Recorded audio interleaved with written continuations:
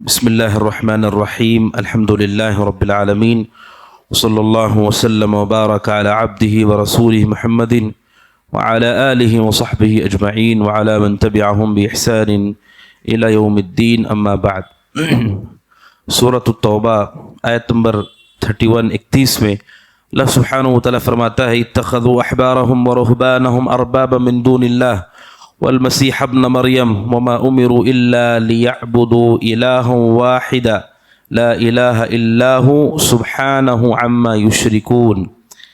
اللہ سبحانہ وتعالی نے یہود و نصارہ کے ایک بڑے جرم کا ذکر کیا ہے. یہ جرم بہت خطرناک ہے. اللہ سبحانہ وتعالی کہتا ہے اتخذوا احبارهم ورهبانهم اربابا من دون اللہ.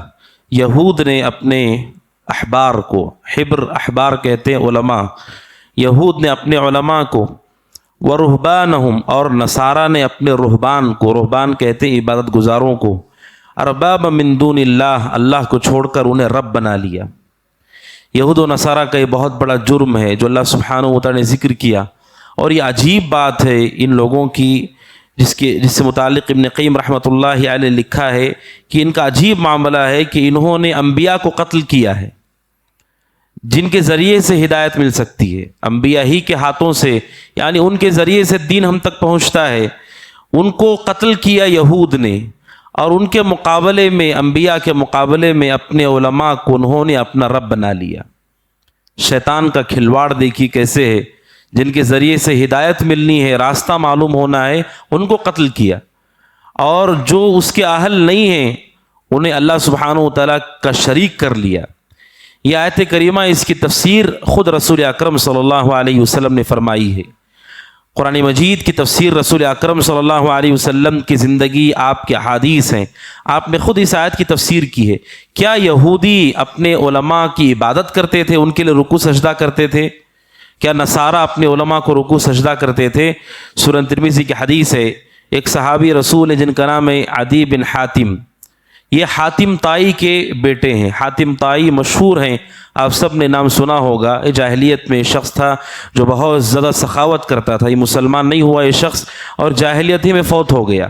حاتم طائی قبیلہ طے کا مشہور سخی جو بہت زیادہ لوگوں پہ خرچ کرتا تھا. ان کے بیٹے ہیں عدی بن حاتم. یہ عیسائی ہو گئے تھے، ملک شام میں رہتے تھے. رسول اکرم صلی اللہ علیہ وسلم کے پاس آئے اور مسلمان ہو گئے. جب رسول کے پاس آئے تو ان کے گلے میں صلیب لٹکا ہوا تھا. صلیب کی چین انہوں نے پہنی تھی، جو کراس ہوتا ہے، عیسائیوں کا نشان ہوتا ہے، وہ ان کے گلے میں تھا. کہتے ہیں میں رسول اکرم صلی اللہ علیہ وسلم کے پاس آیا تو آپ نے ان سے کہا اخلع عنک ھذا الوثن. آپ نے کہا عدی، اس بت کو اپنے گلے سے نکال دو. چونکہ عیسائیوں کا کراس کا نشان ان کے گلے میں تھا. آپ نے کہا اس بت کو نکال دو اپنے گلے سے. حضرت عدی کہتے ہیں رضی اللہ عنہ، حضرت عدی بن حاتم سے بہت اچھی احادیث مروی ہیں. خاص طور پر شکار کے جو احکام ہیں، زیادہ تر احادیث انہوں نے ہی روایت کی ہیں. کون سا شکار حلال ہے، کیسے شکار کیا جائے، اور شکار اگر ملے تو اسے کھانا جائز ہے کہ نہیں جائز ہے، ساری تفصیل انہوں نے روایت کی ہے. اور رسول اکرم صلی اللہ علیہ وسلم کے وہ صحابی ہیں جن کو اللہ نے لمبی عمر دی، 120 سال تک کی زندہ تھے. اور بخاری کی حدیث ہے، حضرت عدی جب آئے تھے رسول کے پاس، حضرت عدی سے آپ نے کہا تھا کہ اگر تمہاری عمر لمبی ہوگی تو تم دیکھو گے کہ حیرہ جگہ سے ایک عورت ہودج میں آئے گی اور کعبۃ اللہ پہنچے گی، کعبۃ اللہ کا طواف کرے گی، اللہ کے سوا اسے کسی کا ڈر نہیں ہوگا. حضرت حاتم کہتے ہیں جب رسول نے مجھے کہا تو میں سوچ رہا تھا حیرہ سے مکہ پہنچنا آسان نہیں ہے. خود میرے قبیلے کے اتنے ڈاکو ہیں، پہنچنے نہیں دیں گے. وہ اتنے ڈاکو میرے قبیلے میں موجود ہیں کہ کسی عورت کو امن و امان کے ساتھ وہ کعبہ آنے نہیں دیں گے.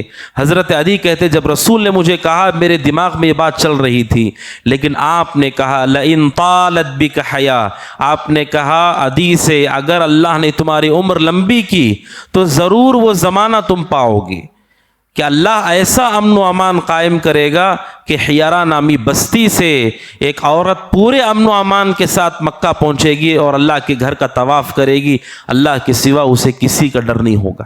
اور آپ نے کہا کسریٰ فتح ہوگا، حضرت عدی نے کہا اللہ کے نبی وہی جو سب سے بڑی طاقت تھی اس وقت، کہا آپ نے وہی، اللہ سبحانہ و تعالیٰ اگر تمہاری لمبی عمر دے تو وہ بھی فتح ہوگا۔ اور حضرت عدی کو ایک اور پیشن گوئی بھی آپ نے کی۔ حضرت عدی بن حاتم رضی اللہ عنہ کو اللہ نے لمبی عمر دی، انہوں نے کہا میں نے وہ وقت دیکھا اپنی آنکھوں سے کہ ایک عورت حیرہ سے نکلتی ہے، ہودج میں بیٹھ کر کے، عورتوں کی حفاظت کے لیے بنایا جاتا ہے، ہودج پہ سوار ہو کر کے کعبۃ اللہ پہنچتی ہے، طواف کرتی ہے، اور کسی ڈاکو اور چور کا اسے خوف نہیں۔ ایسا امن اللہ نے قائم کیا، حضرت عدی نے اپنی زندگی میں دیکھا۔ اور جب فارس کو فتح کیا گیا اس موقع پر یہ خود اس میں شریک تھے، حضرت عدی رضی اللہ عنہ۔ حضرت عدی رضی اللہ عنہ کہتے ہیں جب اللہ کے نبی نے مجھ سے کہا اپنے گلے سے بت کو نکال دو، اللہ کے نبی اس وقت سورہ براءہ، سورہ توبہ کا ایک اور نام ہے سورہ براءہ، اللہ کے نبی سورہ براءہ کی آیت کی تلاوت کر رہے تھے، آیت نمبر 31، اتخذوا احبارهم ورهبانهم اربابا من دون اللہ، یہود و نصارہ نے اپنے علماء کو، عبادت گزاروں کو اللہ کا شریک کر لیا۔ حضرت عدی کہتے ہیں میں نے اللہ کے نبی سے کہا اللہ کے نبی، چونکہ وہ بھی کرسچن تھے، انہوں نے کہا اللہ کے نبی ان کی وہ عبادت نہیں کرتے ہیں، علماء کو سامنے بٹھا کے رکوع سجدہ نہیں کرتے ہیں، وہ ان کی عبادت نہیں کرتے ہیں۔ آپ نے ان سے کہا، حضرت عدی سے پوچھا ان کے علماء کسی چیز کو حلال کہتے ہیں تو کیا وہ حلال نہیں مانتے، حرام کہتے ہیں تو حرام نہیں مانتے؟ انہوں نے کہا ہاں یہ تو ہے ان کے یہاں کہ جو ان کے علماء ان کے رہبان کہہ دیں حلال ہے تو حلال، حرام ہے تو حرام، کتاب سے اللہ کی نازل شدہ شریعت سے انہیں کوئی لینا دینا نہیں۔ ان کے علماء نے کہہ دیا تو بات ختم ہے، اللہ سبحانہ و تعالیٰ کی نازل شدہ دین سے انہیں کوئی تعلق نہیں۔ آپ نے کہا فَتِلْكَ عِبَادَتُهُمْ، اپنے علماء کی ایسی اطاعت کرنا ان کی عبادت کرنا ہے۔ کیوں؟ اس آیت سے پتہ چلتا ہے سب سے بڑا سبق یہ کہ حلال و حرام کا حق صرف اللہ کے پاس ہے۔ کسی چیز کو حلال کرنا، کسی چیز کو حرام کرنا مخلوق کے پاس یہ حق نہیں ہے۔ اللہ کی ربوبیت پر ایمان میں شامل ہے کہ جب آپ یہ مانتے ہیں کہ بارش نازل کرنے والا اللہ ہے، رزق دینے والا اللہ ہے، ہم سب پر واجب ہے ہمارا یہ عقیدہ ہو شریعت کا بنانے والا اللہ ہے، شریعت سازی کا حق صرف اللہ کے پاس ہے، حلال و حرام کرنا صرف اللہ کے پاس اختیار ہے اس کا۔ اب سوال یہ پیدا ہوتا ہے، اس سے پہلے آپ نے سنا کہ رسول اکرم صلی اللہ علیہ وسلم بھی احادیث میں چیزوں کو حلال کرتے ہیں اور حرام کرتے ہیں، اس کا جواب یہ ہے کہ رسول اپنی مرضی سے نہیں کرتے، رسول پر بھی وہ اتارنے والا اللہ ہی ہے۔ تو حقیقت میں حلال و حرام کا حق صرف اللہ کا ہے۔ اگر کوئی آدمی عقیدہ رکھتا ہے کہ حلال و حرام کوئی اور بھی کر سکتا ہے، اس نے اللہ کے ساتھ شرک کیا۔ یہ ایسے ہی ہے جیسے کوئی آدمی یہ مانے کہ اللہ کے سوا کوئی اولاد دے سکتا ہے، یہ صرف اللہ کا خالص حق ہے۔ سورہ تحریم کی پہلی آیت آپ دیکھیے، رسول اکرم صلی اللہ علیہ وسلم نے اپنے اوپر شہد کو حرام کر لیا کہ شہد نہیں پیوں گا میں، بخاری کی حدیث ایک لمبا واقعہ ہے، اللہ کے نبی نے شہد کو اپنے اوپر حرام کر لیا۔ اللہ سبحانہ و تعالی نے آیت نازل کی، کہا یا ایھا النبی لم تحرم ما احل اللہ لک، اے نبی جس چیز کو اللہ نے حلال کیا ہے آپ اپنے اوپر اسے کیوں حرام کرتے ہیں؟ اللہ سبحانہ و تعالی اپنے رسول سے کہا جو حلال ہے آپ اسے کیوں اپنے اوپر حرام کرتے ہیں؟ یعنی حلال و حرام کا حق صرف اللہ سبحانہ و تعالیٰ کا ہے۔ یہود و نصارہ کا جرم یہ تھا کہ انہوں نے اپنے علماء کے ساتھ خیرخواہی کی، اللہ کے دین کے ساتھ خیرخواہی نہیں کی۔ اسی لیے مفسرین نے ذکر کیا ہے استنصح الرجال، علماء کی خیرخواہی کی۔ کیا علماء کی خیرخواہی ہے؟ ہمارے علماء نے کہا اتنے بڑے ہیں وہ، اتنے دیندار ہیں وہ، اتنے نیک ہیں وہ، یہ سارا اچھا گمان اپنے علماء کے ساتھ کیا، لیکن اللہ کی کتاب کے ساتھ خیرخواہی نہیں کی۔ یہ نہیں سوچا کہ اللہ سبحانہ و تعالیٰ کی کتاب آ جانے کے بعد مجھ پر ان کی اس کتاب کی اطاعت واجب ہے، رسول کی اطاعت واجب ہے۔ لوگوں کی قدر کی انہوں نے، لیکن اللہ کے دین کی قدر نہیں کی۔ اور یہ بہت برا ہے کہ آپ علماء سے اچھا گمان رکھتے ہیں، یہ بہت اچھا ہے، لیکن اگر وہ نص کے آ جانے کے بعد ہے، حدیثوں کے آ جانے کے بعد ہے، قرآن کے معلوم ہو جانے کے بعد ہے، تو یہ بہت برا ہے۔ ہر چیز اپنے حد ہی میں اچھی ہے، ہر چیز اپنے حد سے باہر ہو جائے اسی کو غلو کہتے ہیں، وہیں سے نقصان شروع ہوتا ہے۔ آپ کسی بھی معاملے میں دیکھیے، اگر چیز حد سے بڑھ جاتی ہے تو نقصان ہی نقصان ہوتا ہے۔ علماء سے اچھا گمان ہے، یہ اچھی بات ہے، لیکن جب ہمیں معلوم ہے کہ حدیث یہ ہے، قرآن کی آیت یہ ہے، اس کے بعد بھی ہم یہ کہیں کہ نہیں وہ زیادہ جانتے تھے، ان کے پاس زیادہ علم تھا اور انہوں نے سوچ کے ہی کہا ہوگا، یہ سارے اچھے گمان ان کے ساتھ ہے، پھر اللہ کی کتاب کے ساتھ اس کے بارے میں کیا گمان ہے؟ اس وجہ سے اس آیت کریمہ کو علماء نے تقلید کی مذمت میں ذکر کیا ہے کہ اسلام میں دو چیزیں جائز نہیں ہیں، ایک ہے تمذہب اور دوسرا ہے تعصب۔ تمذہب کا مطلب ہے کوئی آدمی یہ کہے کہ کسی ایک امام کی تقلید مجھ پر فرض ہے، اس سے باہر میں نہیں جا سکتا، یہ عقیدہ رکھنا جائز نہیں ہے، کیونکہ اللہ نے ہمیں اس کا پابند نہیں کیا ہے۔ چار مذاہب ہیں، کوئی یہ کہے کہ چاروں میں سے کسی ایک کو فالو کرنا ضروری ہے، اس کے باہر ہم نہیں جا سکتے۔ کس نے کہا؟ کیا قرآن کی آیت ہے ایسی؟ ائمہ تو بعد میں پیدا ہوئے، جب دین پورا ہوا اس وقت وہ زمین پر نہیں تھے۔ ہم کیسے کہہ سکتے ہیں کہ کسی ایک کی اتباع ہمارے اوپر فرض ہے؟ اور دوسرا ہے تعصب۔ تعصب کا مطلب ہے کسی ایک عالم کو ماننا اور سارے علماء کا انکار کر دینا، یہ تعصب جائز نہیں ہے، چاہے کوئی بھی عالم ہو۔ اس وجہ سے اہل الحدیث کی دعوت ہے کہ کسی بھی امام کے لیے تعصب جائز نہیں ہے اور کسی ایک مذہب کی پیروی جائز نہیں۔ ہم سارے ائمہ کو مانتے ہیں، سارے علماء کا احترام کرتے ہیں، سب کا تذکرہ اچھا ہی کرتے ہیں، سب کے لیے دعائے خیر کرتے ہیں، لیکن حدیثوں کی تعظیم ان کی تعظیم سے بڑھ کر کے ہے۔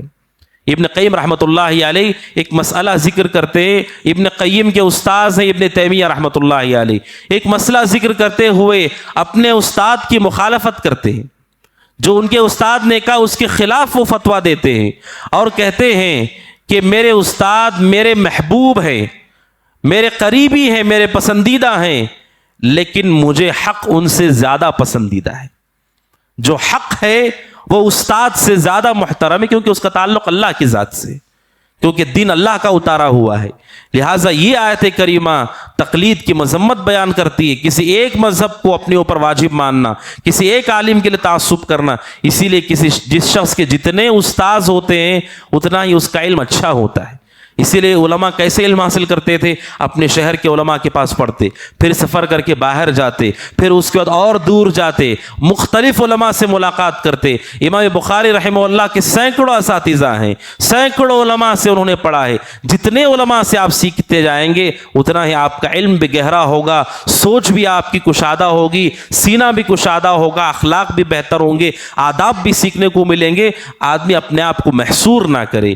یہ آیت کریمہ بہت اہم پیغام دیتی ہے کہ حلال و حرام کا حق صرف اللہ کا ہے۔ ابو داؤد کی ایک حدیث ہے، برا بن عازب رضی اللہ عنہ نے قربانی میں کون سے جانور جائز نہیں ہیں، انہوں نے بتایا 4 عیب ہیں، اگر 4 عیب ہوں تو قربانی نہیں ہوتی ہے۔ تو ان کے ایک شاگرد ہیں عبید بن فیروز الدیلمی رحمۃ اللہ علیہ، وہ برا بن عازب رضی اللہ عنہ کے پاس موجود تھے۔ انہوں نے کہا مجھے یہ بھی پسند نہیں کہ جانور میں ایسا ہو، مجھے یہ بھی پسند نہیں کہ جانور میں ویسا ہو۔ تو حضرت برا بن عازب نے کہا، جو صحابی ہیں، انہوں نے کہا ما کرہت فدعہ ولا تحرمہ علی احد۔ حضرت برا بن عازب جو صحابی ہیں اپنے شاگرد کو کہتے ہیں تمہیں کوئی چیز پسند نہیں تو تم چھوڑ دو، لیکن کسی پر اسے حرام مت کرو۔ مجھے اچھا نہیں لگتا، مجھے پسند نہیں، یہ کلر مجھے پسند نہیں، یہ چیز مجھے پسند نہیں، یہ ہمارا اپنا معاملہ ہے۔ ہر ایک کی عقل الگ ہے، ہر ایک کی سوچ الگ ہے۔ ایسے ہم حلال حرام کریں تو دنیا تباہ ہو جائے گی۔ حلال و حرام کا صرف اللہ کے پاس ہے۔ ہمیں کوئی چیز پسند نہیں، آپ مت کھائیے، آپ مت پہنیے، لیکن ہم اسے حرام نہیں کہہ سکتے۔ یہ حق صرف اللہ سبحانہ و تعالیٰ کا ہے۔ یہ آیت کریمہ کے سلسلے میں علماء نے کہا مشکل یہ ہے، اللہ کے نبی علیہ الصلوۃ والسلام نے پیشن گوئی کی حدیث میں کہ یہ امت یہود و نصارہ کی روش پر چلے گی۔